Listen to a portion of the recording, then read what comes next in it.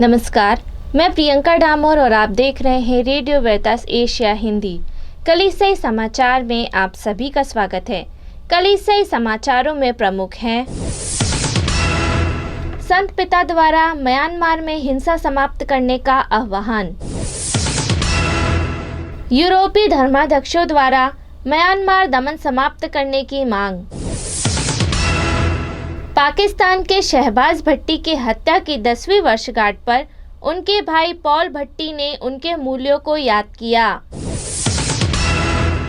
कर्नाटक में बजरंग दल द्वारा एक पास्टर तथा उनके परिवार पर हमला किया गया। भारतीय नन ने धर्मांतरण के झूठे इल्जाम पर की जमानत की अपील। अब जानते हैं समाचार विस्तार से। संत पिता द्वारा म्यांमार में हिंसा समाप्त करने का आह्वान। संत पिता फ्रांसिस ने म्यांमार में तख्तापलट विरोधी प्रदर्शनकारियों के खिलाफ हिंसा को समाप्त करने की अपील की और सैन्य बंदी और राजनीतिक कैदियों को रिहा करने और देश को लोकतंत्र की ओर अपनी यात्रा जारी रखने की अनुमति देने का आह्वान किया।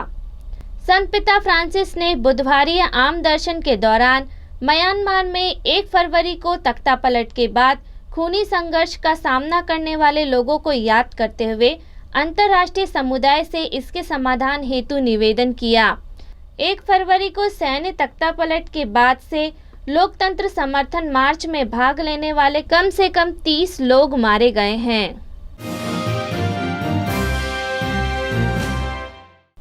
यूरोपीय धर्माध्यक्षों द्वारा म्यांमार दमन समाप्त करने की मांग। यूरोप के धर्माध्यक्षीय सम्मेलन के 32वें राष्ट्रीय न्याय और शांति आयोग के नेटवर्क ने लोकतंत्र की बहाली हेतु म्यांमार के लोगों के साथ अपनी एकजुटता व्यक्त की। यूरोपीय धर्माध्यक्षीय सम्मेलन का न्याय और शांति आयोग म्यांमार में शांतिपूर्ण प्रदर्शनकारियों के खिलाफ बल के उपयोग और देश में लोकतंत्र की वापसी के लिए नागरिकों की आवाज को मजबूत करते हुए उनके साथ एकजुट हो गए हैं।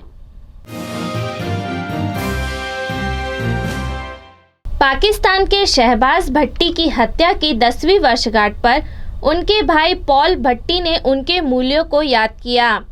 10 साल पहले पाकिस्तानी कैथलिक अधिकारों के परोपकार और अल्पसंख्यकों के संघीय मंत्री शहबाज भट्टी को हत्यारों ने गोली मारकर सदा के लिए सुला दिया था। 2 मार्च 2011 को शहबाज इस्लामाबाद में अपनी मां से मुलाकात करने के बाद काम पर जा रहे थे। तब उनकी कार को अज्ञात बंदूकधारियों ने गोलियों से छल्ली कर दिया। जब उनकी मृत्यु हुई तब वे 42 वर्ष के थे। अल-कायदा द्वारा हत्या के स्थान में पैम्पलेट को पीछे छोड़ दिया गया था, जिसमें शहबाज को ईसाई काफिरा बताया गया था, जिसमें लिखा था, उसकी गलती है, उन्होंने अल्पसंख्यकों के अधिकारों के लिए लड़ाई लड़ी और पाकिस्तान के विवादास्पद ईश निंदा कानूनों का विरोध किया, जिसमें मोहम्मद की निंदा करने वाले को मौत की सज़ा और कुरान के खिलाफ निंदा करने वाले को आजीवन कारावास की सज़ा का प्रावधान था। उनकी हत्या की 10वीं वर्षगांठ पर उनके भाई पॉल भट्टी ने उन मूल्यों को याद किया जिनके लिए उनके भाई ने अपना जीवन समर्पित किया था। इस संबंध में पॉल ने कहा कि उनका भाई संवाद का एक बड़ा समर्थक था। शहबाज के अनुसार समाज में या देश में सभी संघर्षों को हल करने के लिए संवाद एकमात्र सर्वोच्च विधि थी। वह विशेष रूप से अंतरधार्मिक संवाद में विश्वास करते थे।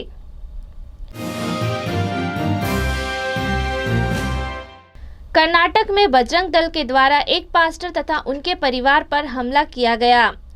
कर्नाटक के गांव बिलकोंडी में 1 मार्च को बजरंग दल के 25 सदस्यों की भीड़ ने पास्टर सदाशिव राजू और उनके परिवार पर हमला किया।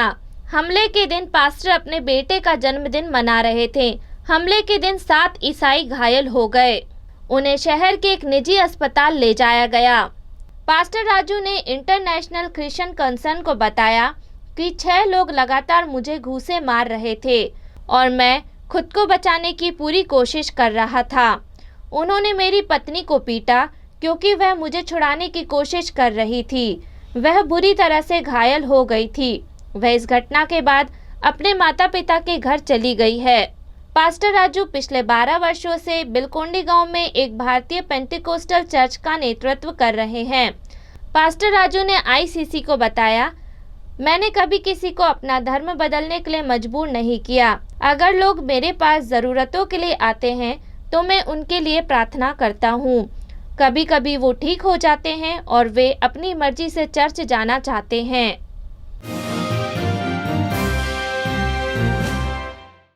भारतीय नन ने धर्मांतरण के झूठे इल्जाम पर की जमानत की अपील।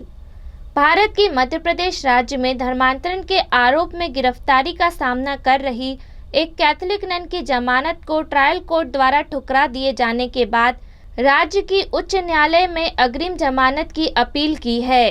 छतरपुर जिले के खजुराहो में sacred heart convent high school की प्रिंसिपल सिस्टर भाग्या ने 2 मार्च को मध्य प्रदेश उच्च न्यायालय के जबलपुर बेंच से अपील की कि वह पुलिस की गिरफ्त से बचने के लिए अग्रिम जमानत ले। हमें उम्मीद है कि उच्च न्यायालय से उसे न्याय मिलेगा। 26 फरवरी को छतरपुर में जिला अदालत ने नन को अग्रिम जमानत देने से इनकार कर दिया। इसी के साथ कलीसियाई समाचार समाप्त हुए। अगली बार फिर मुलाकात होगी नई खबरों के साथ। नमस्कार।